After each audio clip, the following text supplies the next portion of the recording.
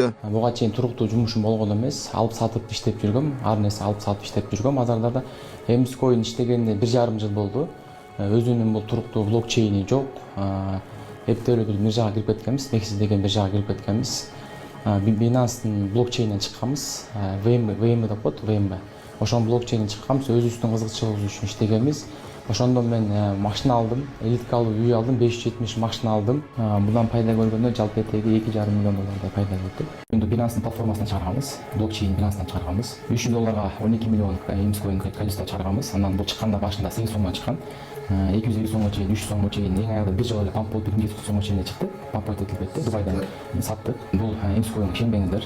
Emscoin эртең жок болуп кетет. Бул 1 сомго татпай дагы. Биз буну ачканда да Рыскул Болотбекович, Болотбеков Рыскул деген бала, Бегматуллу Муктар жана мен бизге ушу кеңеш берип жүргөн биздин Руслан Тойчубеков деген аксакалыбыз да бар. Ушу бизге направление кеңеш берип турчу.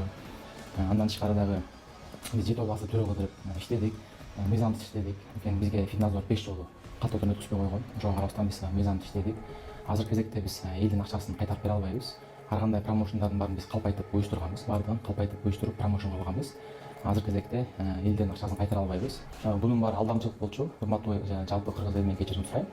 Кара картаңдар, жаштар, орто муундар бар болду. Баарынан кечирим сурайм.